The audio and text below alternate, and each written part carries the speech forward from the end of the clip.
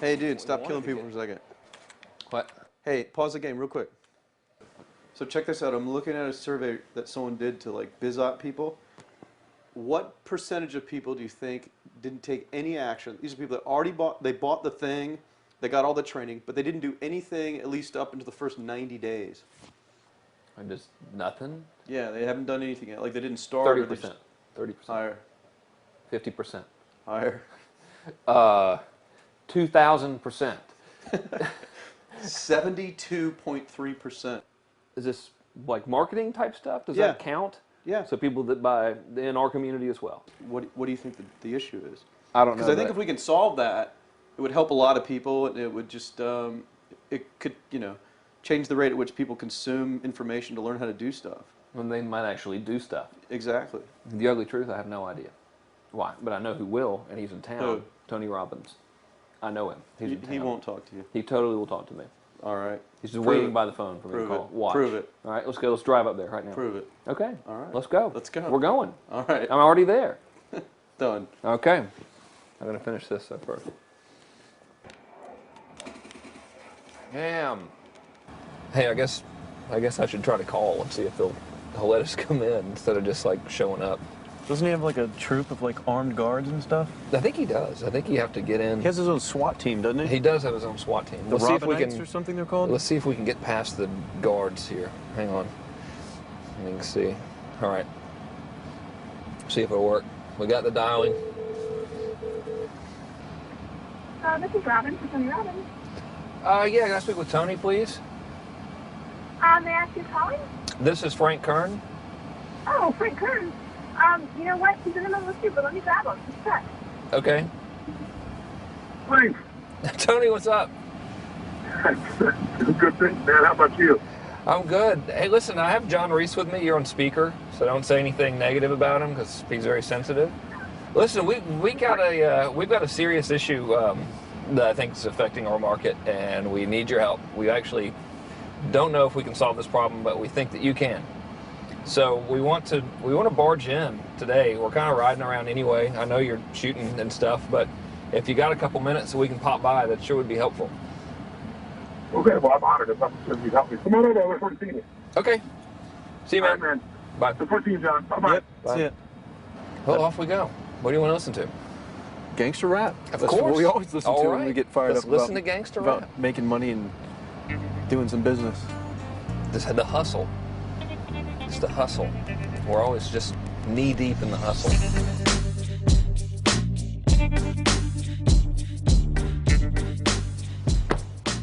Hey, don't do anything embarrassing in here. I won't. I can't, listen, last time I took you somewhere, it was a fiasco. We're not invited back to Ken McCarthy's house anymore, I'll tell you that right now. So why are we in a hotel anyways? I thought, doesn't he live in the area or something?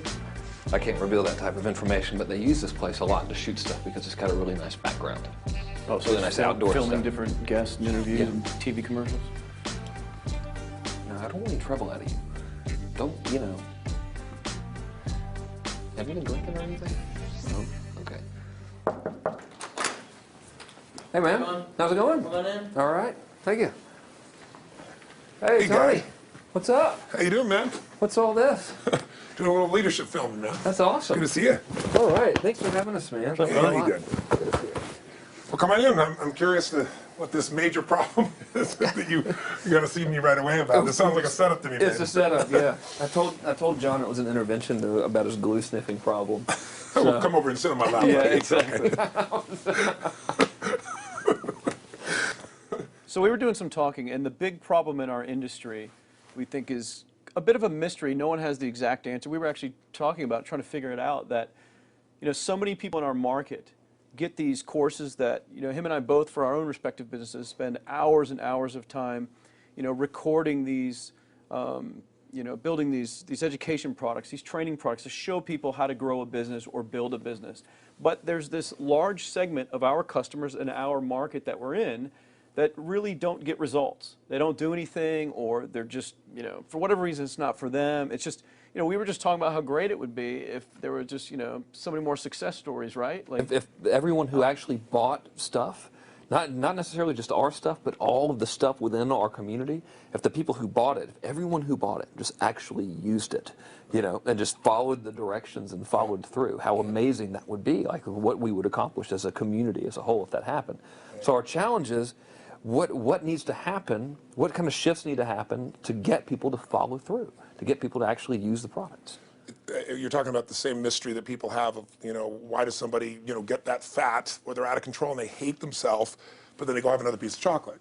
Or, you know, why does the person who's just, the doctor just told them they have cancer, lung cancer, and they say, you've got to stop smoking, and some studies show 70% of the people keep on smoking. So you're not talking about a minor issue here, right? It's part of life. But there is an answer, because there are people that do follow through, and there are people that never did before, and then they've never followed through in their life, and now finally they break through. And that's what I try to focus on, is what those people do. You know, if fat, broke, stupid, sick, and lazy people watch the news, believe that shit, sit around worrying about the recession instead of getting off their ass, getting a job, I'm not going to do that, because that clearly produces result B that I don't want. Right. So I want result A. So I look at people who have produced result A. Yeah. You know, in my case, in the business world, I look at people like you, people like Dan Kennedy. Yeah. What do these guys do? Okay, I'm just going to do that to the best of my ability.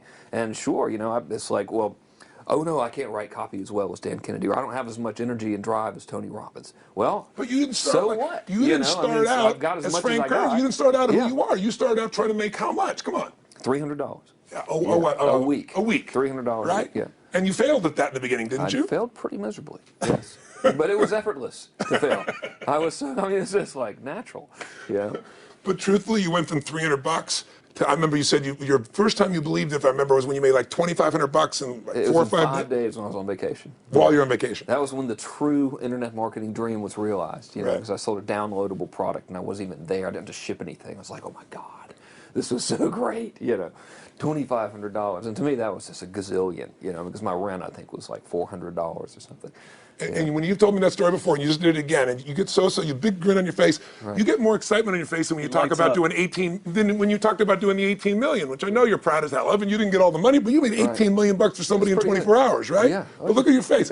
It's like nowhere near as excited as $2,500 in 5 days, baby. Thing, though. I mean, the $2,500 is just as there's no difference. No, there's even more, because there was a moment when you recognized what was possible, but you didn't recognize it until you actually experienced it, but you only experienced it because you had to. Right. You had to keep going until you found it, just like you did. You had to keep going until you found it. And it's like the validation that the fear doesn't have to matter anymore, that you don't, there is no other, that, you know, not having the plan B and knowing that you're going down the one path towards what you want. Yeah. It's the validation in your brain that, hey, this works. It may not work yet on the level I want it to, but it works. I've just proven it to myself. Right. And for that, I win. It's game over. I've already won. Yeah. Because I've proven it to myself. Right. So it validates everything in my mind that I want to do now, just at a higher level, and doing more of it. That's it. Right. You just now leverage it. You now just stack it. So what do these people need to get started? Why aren't they starting? We all know the answer is fear. But the difference with you guys or me or anybody who's followed through is we're more afraid of what life would be like if we don't follow through than the person who's willing to settle for what they got and kind of hope it'll change and maybe purchase something for the moment and then not follow through on it. It's almost like people, overachievers, have a little more fear. They're a little more afraid of missing out. They're afraid of not being there, or they got a strong enough reason to follow through. So I'd say if you're looking at home, you want to give somebody some value, go, where do I start? I'm sick of this. That's a damn good place. That's probably why they bought the product in the first place, but now they're not. To escape from that for just a minute. What's that? They bought the product to escape from that state. Just for a moment. Yeah. So, because well, guess what? What makes people excited is progress. You don't have to be at the goal yet to feel alive again. You have to make progress. And the first step to progress is making a decision and buying the product. But then they don't do the second step, which is open the damn thing up. I think another powerful distinction that you're hitting on here is the fact that a lot of people that have breakthroughs in their lives, like including Frank and I both in different, success stories, situations, whatever you want to call them, is that, people typically hit rock bottom before that must is a reality. You're right. So in thinking of that, because a lot of things as well, like we hear in marketing, like if you had a gun to your head right now and you had to make money in the next, 48 hours, what would you do? And that really resonates with people. But so I just wanted to bring this into the conversation, because I think a big part of the market of all these people aren't people that have their backs completely against the wall yet. That's right. Okay, so they're not in a must situation yet. They're in a desire situation where they're okay in their lives. They do have big dreams and ambitions. They do want greater things, but it's not pushing them yet to the point where they will do what it takes to master have the something. must. So what do you think? How How did people go from not having their backs against the wall when they have no choice to say, I'm totally sick of this, Right. to conditioning their minds to go from their situation where they are, which may be okay, Yeah. to getting something greater? Well, think about this. What pisses you off and what excites you is all relative. You know, $300 a week, no, $2,500 excites him more, that memory to this day, than even the $1 million, you know, he did in his first 24-hour version, right? Or you breaking the 4-minute mile, $1 million. That must have been out of your mind. Tell me about that for a second. What did that feel like? You make $1 million in 24 hours. Nobody in history of the internet's done it. Euphoria. Yeah. It was unbelievable. What was your? It wasn't even about the money. That's exactly right. That's exactly right. It wasn't really about the money. No, it wasn't. I wasn't thinking like, oh, that's how many cars I can buy. No. It just wasn't. It was just breaking through like another like barrier of progress. So at that point, it wasn't about your back to your wall. At that point, what it was really It was about. a further point for my fear, is what it really was. Further point for your fear, and for some people, and I think in some cases, it's also a recognition of who I am and what I'm capable of. So for somebody whose life is already great, this is about, what if I could take on another skill that could create more freedom for my life? And just saying, I'm not having to go out and try and do it all perfectly right now. What I'm going to do for the next 8 weeks, I'm going to create a little ritual. I'm going to do one thing a day to condition my mind, right, so that I get strong, so I follow through. I'm going to read something. I'm going to listen to something. I'm going to immerse myself. I'm going to go for an intense jog, or I'm going to go lift weights, but I'm going to do it consciously to get in a state where I'm going to follow through. That's number one, because people follow through when they're in state. Second, I'm going to get clear about why this is a must for me. It's not because my back's against the wall, but because I want to master an area of life that could create some freedom. I'm not going to master it overnight, but I got the system, I got the plan. I'm going to do one thing a day. I'm going to work on one subject a week. This week's going to be about figuring out what the right product or industry is. Next week's going to be basics of building traffic. And each week I'm going to make a little progress, and I'm going to get to a goal, whatever that is. I'm going to make $1,000, my $300 in a week. I'm going to get to my $2,500. That first $2,500 is the most excited. Unbelievable. The first $300. I remember It's the most life-changing, too. It is the most life-changing. I remember I was supposed to be a truck driver, making $24,000 a year, because I'd be making the most anybody in my family had ever made. How'd that work out for you? Yeah, real well. Thank God I'm not driving a truck, right? I think you could pull the truck. I figured out I could pull it with my finger, Yeah. man. I could do it with my teeth. I could pull it with my teeth, right? 36 grand a year was the goal. If I could make 3 grand in a month. When I did that, was out of my mind. And then it was like, could I make 10 grand a month? Then it was 10 grand in a day, then 100 grand a day. Then could I make $1 million in a day? I had a day where I made $400 million in a day. The stock value of the company I took public, my personal stock. But it was probably after I did it, though, so it doesn't really count. I'm just joking with it. You're right. People don't remember who's first, Tony. Totally 400 million, $1 million, it's Yeah, all who the cares? same. Who cares? No, I'm not saying that's to brag. amazing, though. I'm not saying to brag. Of It's course. because they told me when I was on stage, I had this audience of about 15,000 people at the Continental Center. It was during a stretch break. I was doing what I loved, rocking the house. Everybody's going crazy. And they go, the stock's worth $400 million right now. I was like, wow, that's cool. It's like, okay, that's, I don't want to sound stupid. It's like, what's next? And I went right back to what I loved. Once you break through, then it just becomes a game. The people that are getting your products have not yet broken through in most cases. The breakthrough happens by conditioning your mind every day, by feeding it a role model or story. It's putting yourself in a peak state where you follow through by getting physically strong. It's creating a little ritual of doing a little bit each day, and then you get momentum. But the most important thing of all is what we started out with. Why? Absolutely. Why is it a must for you? It doesn't have to be you're against the wall, but it has to be something you're hungry for, because the only difference in people is hunger. And if you're not hungry, get around people that are hungry and something will hit you. You watch a conversation, you get around people that are doing better, and all of a sudden you start going, my life sucks. I remember I went to a guy in LA. He's one of the most multi-billionaire guy, I'll never forget. And I lived in the Del Mar Castle, and I was really proud. That was like the symbol of me having taken myself from being poor to providing for my family this great place. It's built from castles in Europe overlooking the ocean, not far from you. And I went to this guy's house. He's a billionaire. He took me down to his wine cellar. I don't even drink wine. Went through this whole thing. At the end of the night, I was depressed. I lived in the Del Mar tenement, as far as I was concerned. I really was. I was like, I live in a crappy place, and all my standards changed. All of a sudden, I wasn't willing to settle for living that. All of a sudden, my back was to the wall in a different way, because as a man, I knew I was capable of more. So people can change their standard by getting around where it's better. People can change their standard by getting associated with what's true, like the bills they got to solve, the problems they got to do it. Or they can do it because they're excited, because it's something new they want to take on. Everyone's different, but they got to find the why, and they got to come up with some daily rituals to get them going, and just do a step at a time. That's where you get momentum. Awesome. That is awesome. So, think about what's the holy grail between somebody taking action or not. It's one word, certainty. When somebody is absolutely certain, the common word is believe, right? But you can believe at a general level, or you can believe with certain. When you're absolutely certain that if I do this, it's going to get that result, and that result's going to change my life, you'll do it. When you think it absolutely is not going to work, you're never going to do it. The middle no man's land of maybe it'll work, maybe it won't, that's the piece that kills people, right? So if it's a must for you, you got to make it work, right? In our case, right? That's an example. If it's not a must for you and you're not sure, you don't know what to do. So years ago, I'd look around and say, okay, how do people get themselves to follow through that haven't been following through? What's the difference? And I started interviewing hundreds of people, literally, and eventually thousands, because I had thousands of my events. So I'd ask the group to give me their feedback.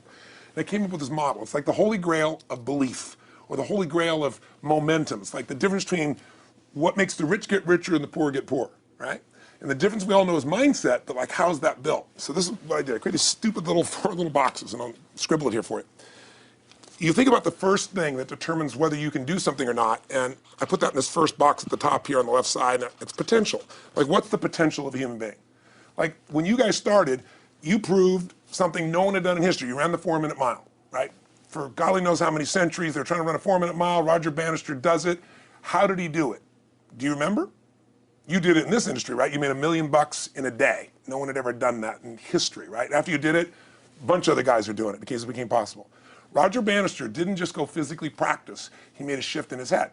He practiced in his head because he could never achieve it physically, so he had to change in his head first so that the result became certain enough he believed it, and then his body got him through. After Roger Bannister ran that 4-minute mile, within 2 years, 37 people ran a 4-minute mile. That's amazing. When no one in history had ever done it. Now here's how it works. The potential for anybody getting your product is extraordinary. They could do what you've done as much, more or less. They can do whatever they want to do. The potential's there. The market's proven that. Whether or not they tap into that potential has a lot to do with what action they take, which is the question you came to me with, right? Like, God, they all have potential, but they're not taking action. And we all know that the action they take is going to determine the results they get. That's pretty obvious. So most people have a belief about what their real potential is no matter what you tell them. And that affects how much action they take. And of course that affects the result. And then ironically, that result reinforces their belief. And then that belief affects it. So I'll give you an example. Let's say a person has unlimited potential, we all agree. But they take little action, little results. Why? Because they have to start with a problem with their belief. They don't believe it's really going to happen for me. Maybe for Frank Kearns because he's got the cool hair and stuff, or maybe it's for you because you're so driven, but it's not me. Maybe Tony Robbins because he's a freak, got these big teeth. Whatever their thought process is, right? They got this thing, right? But what happens is, if you believe that there's very little potential, how much action are you going to take? Nothing. Nothing, little. And when you take little potential with a little action, what kind of results do you get? Lousy little results. And when you get little results, what does that do to your belief? You go, see, I told you this was a waste of time, told you this wouldn't work. And then what happens? You tap even less potential. You take even less action. You get even worse results, and your belief gets even weaker. And this sucker feeds on itself until you are in a downward spiral. It's poisonous. It's poisonous and it's self-fulfilling. Now, what if something could happen that could come along and fill you with a sense of absolute certainty? Not like I believe, but where you know. In you guys' case, mine as well, we knew because we had to. Because we burned the boats. There was no other option. We had to find a way. We weren't going to live that way. We all did it in different ways and for different reasons, but in essence, that was it. If you get yourself in a state of certainty that this is going to work, I'm going to find the way, and if this doesn't work, I will make the way, then you tap a lot more potential. And when you're certain in your potential, you take massive action. And when you take massive action, you really believe in something, you get great results. When you get great results, your brain goes, see, I told you I was a stud. I told you this thing would work out. Now you're even stronger. You tap more potential, take greater action, greater results. That's how you went from $300 in a week to $2,500 in 5 days to $100,000 in a month to $1 million in a day. Same thing with you. And we get momentum. That's why the rich get richer and the poor get poorer. Now some people go out and they go, well, I'm going to take a bunch of action. All right, I'm going to open this product. I'm going to try it. And they'll say to you, I even did it. But it's like a salesman who goes and knocks on the door, and he knocks on 100 doors and says, You don't want one of these, do you? yeah, exactly right. And even if he doesn't say it verbally, his face says it because he doesn't believe it's going to work. So his voice, his body, the execution is so weak. Maybe if he talks to 100 people, somebody's going to buy out of pity. They don't want his kids to starve, right? But he's not going to get the result. So the core difference in people is, how do you produce certainty when the world isn't giving it to you? You go out and you try. In your case, you're 100,000 in debt and nothing's working. How do you keep yourself going? The way you did it, the way I did it, the way you're doing it, we may not have done it consciously, is we didn't change our potential, that was there. And it wasn't even taking more action. Taking more action with a belief it's not going to work, it's not going to change anything. We got results in our head that made us feel certain as if it had already happened. True or false for you? True. Right? So give me an example so people know I'm not just making this crap up. Well, I mean, just like when I had nothing, I already knew I was driving like Ferraris and Porsches and stuff because I always wanted those cars. I already knew I was going to have them. It was inevitable. Right. I inevitably, that was just my inevitable outcome. But how did you do that? Did you have a ritual? Did you think about it regularly? Was it one time you thought about it, or was it something you had an obsession towards? I had an obsession towards it. I mean, I used to work at a video store, which is the last job I ever had in my life. Thank God. And I used to go to work almost every day, and I used to bring 2 magazines with me to read on my breaks. Entrepreneur magazine, just to read about business and everything else, and read about what other people are doing, look for role models. And I used to carry an auto trader with me. And I used to look at Porsches that were for sale. Yeah. And people always used to ask me, what are you doing with that Auto Trader magazine? I'm like, well, I'm just picking out the Porsche that I'm going to buy. Right. Which probably got you a lot of crap. I did. People made fun of me. Sure. I actually had a boss at that job tell me, you really shouldn't do that to yourself, John, because it's very, very likely that is never going to happen. That it's very likely that you're never going to have that car. Yeah. That's the kind of belief he was trying to put in my head. And I was like, no, you don't realize that it's inevitable that I will drive here sometime in the near future with that car when I'm not working for you and drop movies off for you to put back on the shelf. And that actually happened. And it was one of the most fulfilling days of my entire life. And the great thing was when I pulled up in this car, I was in my mid-20s. Yeah. A car that most mid-20s. What kind of car was it? It was a Porsche 911 Turbo. It was a convertible and everything. It was a beautiful car. It was one I always dreamed of having. But for a few years, I always circle the ads of which ones I was going to buy. Well, when I finally got it and I pulled up at the store, I had all these people. Some people that were still working at this $7 an hour job were there years after I left. And I'll never forget this, even the boss and stuff, and the reaction of the people was like, wow, that is awesome. Yeah. Is that your dad's car? And all I said to them was, not exactly. Good for you. And I just smiled and just left. But it was, it's the weirdest thing, but I just knew it was going to happen. But you knew it because I conditioned myself you to You did it over and over again. Yeah. When I was in high school, I was not a popular kid, but I was passionate and intense, and I'll never forget.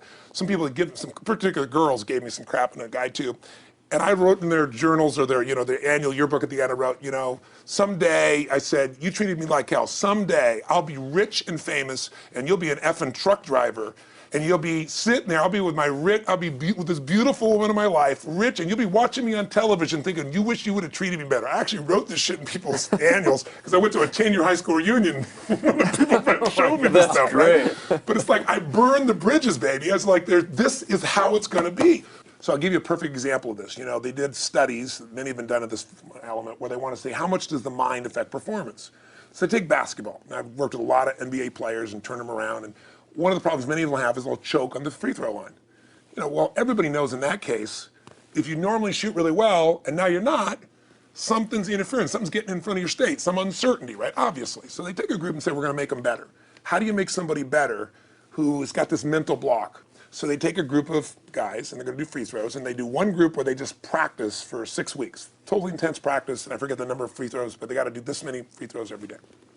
Take a second group, and they have them not practice at all. Obvious. And they take a third group and they don't let them touch a basketball. All they do is have them practice in their mind, but the key is, it's not practice makes perfect, it's perfect practice makes perfect, as corny as that sounds. So these guys see themselves making the shot every single time, conditioning their mind and body that it's perfect every time. They're not interrupted by a reality that would screw with them. So at the end of 6 weeks, they tally it up, and now they give them a test to see who has the highest free throw percentage, success. What do you guess it's going to be? Well, the obvious person says, obviously, it's not the guys that didn't practice, but which one is it, the mind, or is it the ones that actually practice? I'm assuming the mind. Yeah, you would assume it because it's true. Right. You intuitively know the truth, that practicing's not enough. It's getting yourself so certain so many times that now when you go to do it, there's no hesitancy and you execute. It's having that absolute certainty that makes you tap your full potential, take massive action, get massive results, be reinforced to have even stronger belief. This is what makes somebody a star at anything. It's like Jack Nicklaus, the golfer. Yes. He visualized every shot and where it was going, landing right where he wanted it before he ever hit it. Every single time. And what do most Every golfers single do? time. They just take a practice swing and they kind of hope for the best and point in the right direction and hit it. And some of them, if they've had some bad hits, what are they really focusing on? You know, I don't what wanna I do don't that want bad to hit. do. Exactly, exactly. And that's the same thing here. So I'll show you a little stupid, little physical technique for this. So stand up for a second. You guys gonna do this with the camera show 'em? So try this for a second. So just put your feet together, and then put your right index finger straight out in front of you like this, okay? And all I want you to do is I want you to just turn clockwise comfortably as far as you normally turn. Just notice where you naturally stop. Go ahead and turn clockwise. People at home can do this too. Keep your feet straight. Notice where you stop. Come back around to me. Back around to me. Pretty good. Okay, good. Yeah, you're really good at this, right? Drop your hand. Now let's do something really simple. Close your eyes. And you don't even have to visualize, just feel. I want you to imagine your finger coming back up again. And this time, see and feel it coming up. Don't actually make it happen, but feel like it's happening. Imagine in your mind that you're actually doing it. You're seeing it, you're feeling it. And then make it like a game where you turn twice as far this time. Like you're a little kid, you know, somebody measures you and you go, I'm taller, come on, measure me this week. That desire to do a little further. And then in your mind, do it again. Your feet are straight together, and in your mind, feel your finger coming up, see it coming up, and imagine going 3 times as far this time. And then one more time, bring your finger up, and you're like an owl. Your feet are straight, and you turn all the way around, and it comes all the way around to the front. See it and feel it and enjoy it each time, like it's a game, like you can't wait to go further. And you know you do, every time. And then when you can feel that, and it feels good, then open your eyes, and now put your finger straight in front of you, and turn as far as you can comfortably, and see what happens this time. Go. Break my back. Now notice, I don't know if the camera's got it, but you don't have to ask the camera. You can ask yourselves. Come back around. Did you go further this time, yes or no? A lot further. I think A I lot went about further. 50% further. 50% Yeah, further. How much further for you? About the same. Yeah. The average person will go 25% further. Now here's the question. We're superior. We're superior pointers. There you go. We're You're seeing superior right finger pointers. Thank God. So, did you have the potential to turn as far as you did the second time, the first time? Yes. Why didn't you? I didn't believe it, I guess. We have beliefs about stuff we don't even know we have beliefs. You have an unconscious belief about how far you can turn comfortably. The first time I did it, when I pointed straight back, Yeah. I thought I probably shouldn't even go that far, like it was going to hurt me or that Yeah. I wasn't capable of going any Yeah. farther. It's like, And how much further did you go this time? And the camera I knows pointed over there, That's about over exactly there. right. Now here's the difference. The potential was there the first time, and you took action, and you got a result. But it was 50% less than what you did later on, and the only difference is they changed your belief. How did I change your belief? We didn't work harder on your potential. We didn't take more action. I got you to see the result in advance. I got you to see it vividly 2 or 3 times, that's all, of going further, and then your brain went, oh, I know what to do. Boom, it went there. Isn't that what you did by looking at your cars every single day and envisioning it? I mean, isn't that what you did when you created whatever the vision was? It was $300, $2,500, $1 million in a day? Yeah, that's what's missing for these people. They're not getting that execution is everything, but it doesn't happen if you don't get the psychology set of a state of total certainty. And you just change that 50% in 3 minutes worth of visualization. And visualization is only one technique. Because I was like losing my balance with my eyes closed, but I was kind of like lopsided. So I got one good visualization, and the rest of the time I was like, I sure hope I don't fall down on camera with my eyes closed. It's going to look really dumb. You're going to have to do it. So you don't even have to be good at visualization. You can still get the improvement. So I want you to get, you ask the question, what is that difference in people? This changes people's certainty. People are uncertain they're going to succeed. They want it, but they're afraid. The best way to deal with a fear is get a big enough reason that makes you have to succeed, or condition yourself where you see it and feel it so often that you're certain that you just do it. That's all it really takes. That's awesome. You know, this worked. I was thinking this while you were talking about going to the Sit video down so store. we can hear this, and we'll go. You were talking about working in the video store and looking at the Porsches and stuff. I used to drive around in my car, doing the cold calling of the credit card machines. And one way that I would avoid cold calling, the pain of like cold calling and knocking on doors and everything, would be to listen to your stuff and listen to Jim Rohn's stuff. And I would just drive around, no particular destination, just to listen to it. And strangely, I still like to drive around. I prefer to listen to that stuff in the car for some reason. It's because it's where you got imprinted. I guess. I mean, it's like, well, I'll just drive up and down the coast and check out the ocean, Yeah.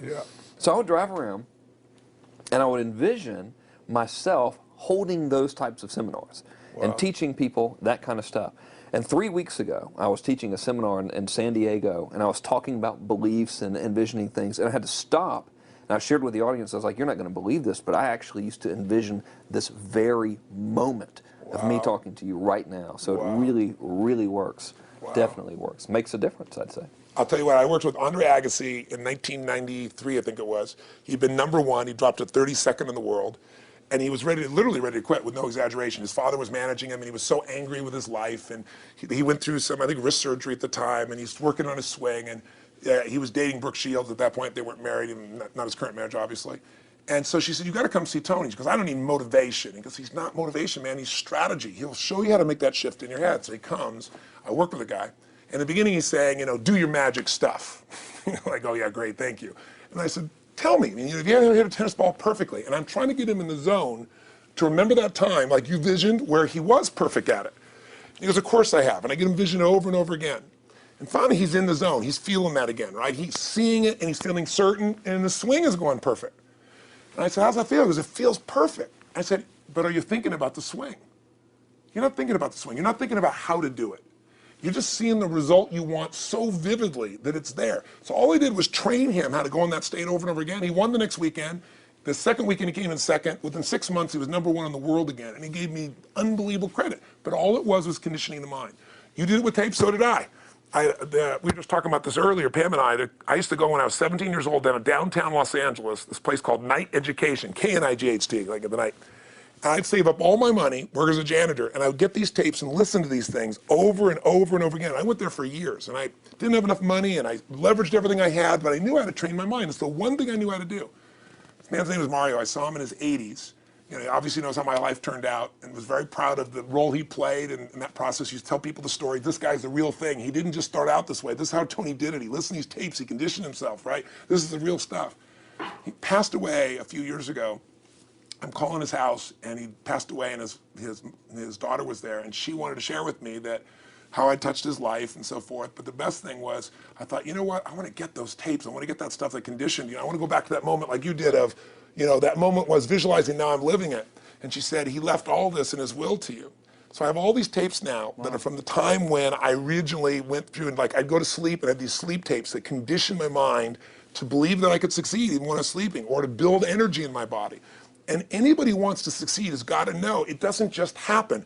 You can buy a product, but you also, with that product, have got to condition yourself. You got to make it a must, and you got to get a ritual. And if you do it, whatever you used to dream about you thought was so huge, you'll just live it. You'll live it like you lived this yesterday, like we're all living the life that we envisioned. Because we had to, and because we played this game with our head. We got the belief to be real by seeing it enough times and feeling it enough times till our brain believed it, and then it made it happen. Which raised the potential, which made us take more action, which got us better results, which raised our beliefs again. That's right. And then that's why the rich get richer and the poor get poorer. So instead of bitching about it, change it. And this is how you change It's like a self-fulfilling prophecy. Completely. It's pretty easy to change. Just that one simple exercise was amazing. I'm still like, holy crap, you know, I wonder what else I can do now if I But just look sit what most around people do. Most people do the opposite of that, right?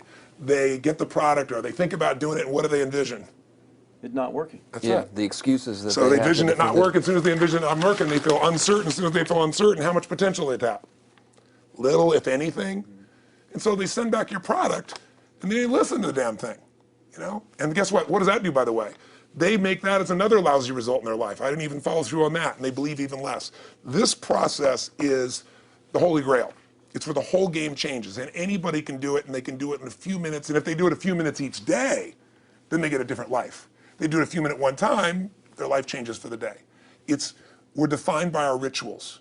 Everybody's got rituals, certain things they do every day. And what we three have in common, and anybody that I know of who has a life that they're living that was once a vision, is we saw it again and again and again, even when it didn't work, even when you lost 100 grand, even when I'm working as a janitor, there's something we would not give up on.